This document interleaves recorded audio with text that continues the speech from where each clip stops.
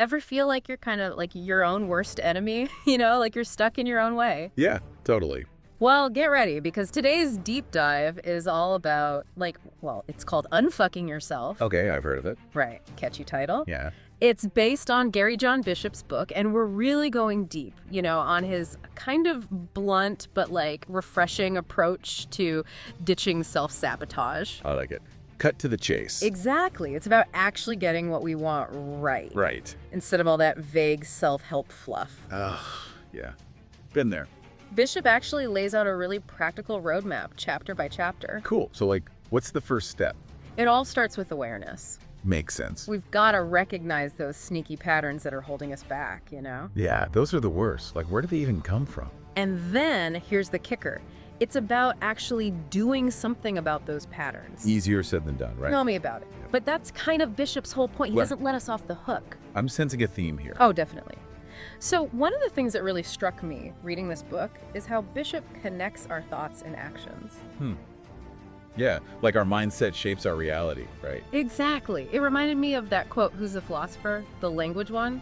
Wittgenstein. Yes, Yeah. Wittgenstein. He said that our language literally shapes our reality. Totally. It's what we focus on expands. And Bishop takes that idea and just runs with it. He points out how those I am statements we throw around all the time, they're not just words. Right? Oh, absolutely not. He's saying they're actually shaping our self-image and, as a result, directly impacting our actions. Which is kind of a big deal when you think about it. It's huge. And you know what? It totally reminds me of that saying, whether you think you can or you think you can't, you're right. Oh, yeah, Henry Ford. Yeah. Okay, so Bishop takes that idea a step further, though. Okay, how so? He says it's not just about, thinking the right thing. Okay. It's about being willing to change. Really, truly willing. That's a really important distinction. Right. Yeah, because you can want something so badly, but if you're not willing to put in the work to actually change your behavior, nothing happens. Exactly. And Bishop dives deep into this whole idea of willingness as the driving force behind real lasting transformation. It's like he's saying desire is not enough. Right. And it's not just about willpower either. It goes deeper than that. So what's the secret sauce? It's about getting really honest with ourselves, but what we really want and what we're willing to do to get it. Bishop even quotes Machiavelli on this, who said, "Where the willingness is great, the difficulties cannot be great." So true. So it's not enough to just want things to be different. We need to be actively willing to put in the work, to get uncomfortable, to push past those limiting beliefs that are holding us back. Right. Exactly. And that really resonates with me. It makes me think of those times, when you finally decide to clean out a messy closet. It's not always fun. You might find some skeletons in there, but the willingness to tackle it, that's what finally gets you moving. Totally. It's about taking that first step, even if it's messy. And speaking of tackling things head on, chapter 3 really struck me. Oh, yeah. What's in chapter 3? Okay, so Bishop argues that we can actually, win at any habit we choose, good or bad. Interesting. Tell me more about that. So he's saying it's not just about, forming good habits, but also about recognizing that we're already winning at our bad habits. That's a really interesting way to look at it. Right. He's not just talking about, positive habits. Think about it. If you consistently hit that snooze button every morning, well, you're winning at hitting snooze. If you always find an excuse to avoid the gym, guess what? You're winning at avoiding the gym. So it's about becoming aware of those patterns and then making a conscious choice to change them. Exactly.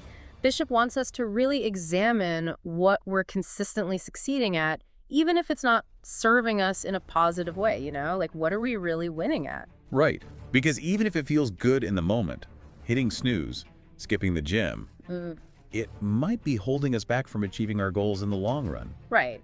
And it all comes back to that idea of ownership, doesn't it? Oh, totally. Instead of saying, oof, I'm always late, you might say, okay, I haven't prioritized being on time. It's subtle, but it's powerful. Because it shifts the blame from some external force like time to our own choices and actions. Totally. And that's what gives us the power to actually change it. Exactly. Instead of feeling like a victim of circumstance, we become empowered to take control. So, okay, we're talking about taking ownership, but how do we actually shift from, feeling stuck to really taking control? Well, that's the million-dollar question, right? Right. And Bishop, he talks about the importance of action even when it feels uncomfortable. I can see where he's going with this. He even quotes Theodore Roosevelt, the whole, in any moment of decision, the best thing you can do is the right thing. The next best thing is the wrong thing. And the worst thing you can do is nothing. Classic. So good. Yes. So good. But I think, a lot of us, we can relate to that fear of, making the wrong choice. Perfectly. Analysis paralysis is real. Ugh, the worst. Right. So then we end up, what do? Nothing. Yeah, it feels safer that way, right? But Bishop's arguing that in action, it is the wrong choice. Okay, interesting. So how do we break out of that? Well, he says that's only through action, through actually, trying things out and seeing what happens, trial and error. Makes sense. You don't learn to ride a bike by reading a book. Exactly. And here's where it gets really interesting. He actually encourages us to, embrace uncertainty. Okay, now that's a challenge. To see those moments of, I don't know what's going to happen as an opportunity for growth. Not as something to be, afraid of. Exactly. It's funny because we're often told to avoid uncertainty, to play it safe. Right.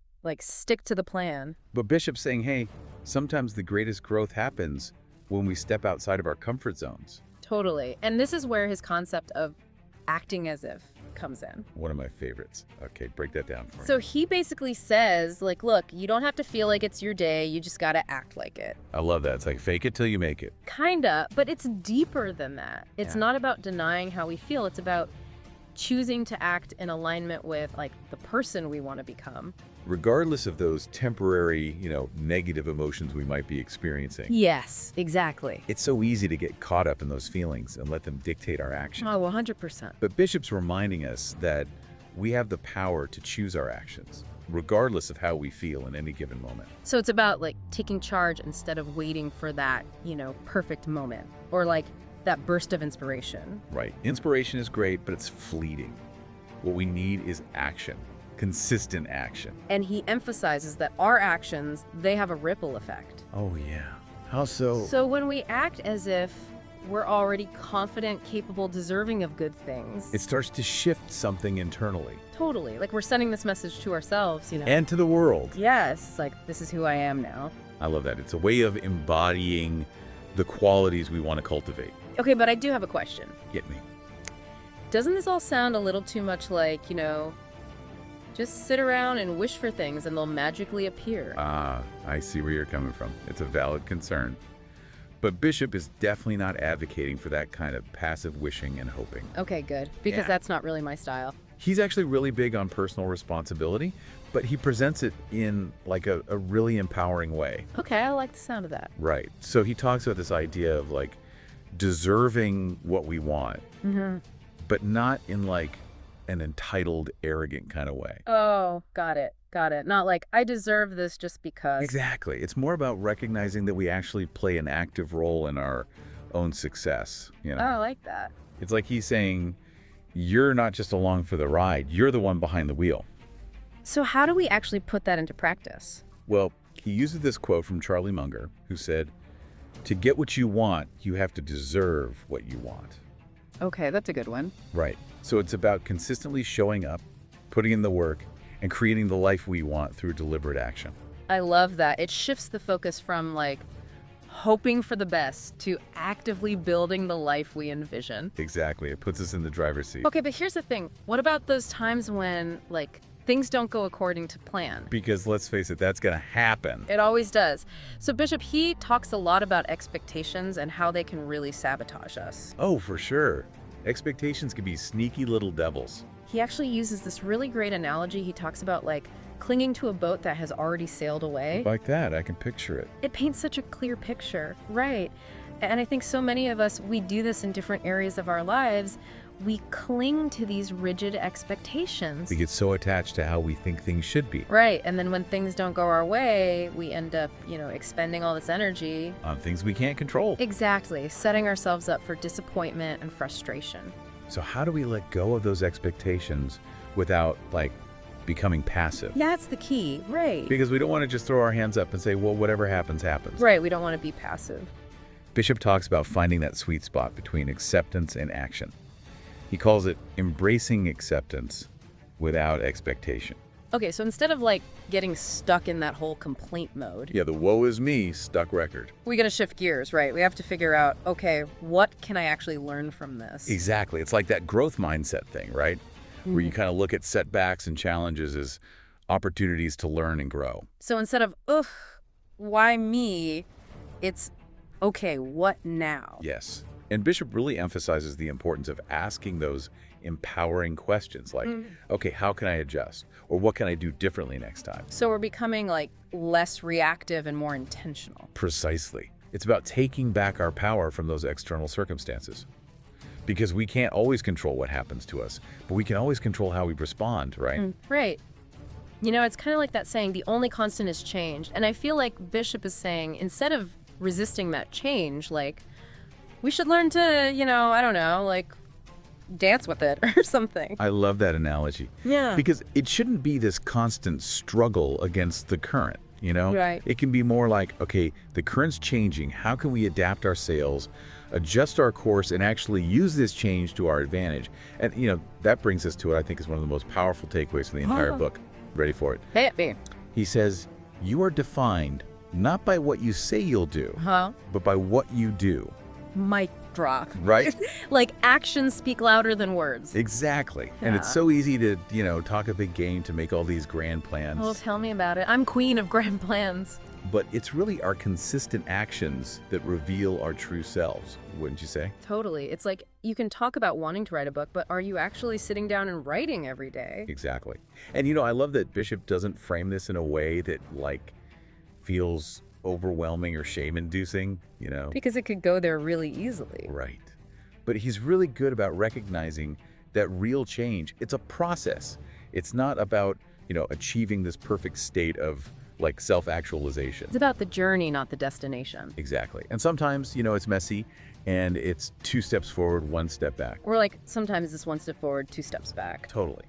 And that's okay. What matters is that we keep showing up, keep trying, keep learning, and keep growing. So it's like progress, not perfection. Precisely. And he actually talks about being kind to ourselves throughout the whole process, you know, acknowledging our humanity. Like, we're not robots. Thank goodness for that. Right. We're allowed to have off days. We're allowed to stumble and make mistakes. What matters is that we learn from those experiences and, you know, keep moving forward. And that we celebrate the wins, even the small ones. Yes. Yeah. Because those small wins, Yeah. they add up over time. Totally. Like recognizing those moments when, you know, maybe fear creeps in or self-doubt, and then making that conscious choice to act anyway. Yes, that's where the magic happens. Yeah. It's about showing up for ourselves even when it's uncomfortable or we don't see immediate results. It's like we're building trust with ourselves, you know? Absolutely. And I think it's so fitting to wrap things up with a question that Bishop asks toward the end of the book, okay? Okay, I'm ready.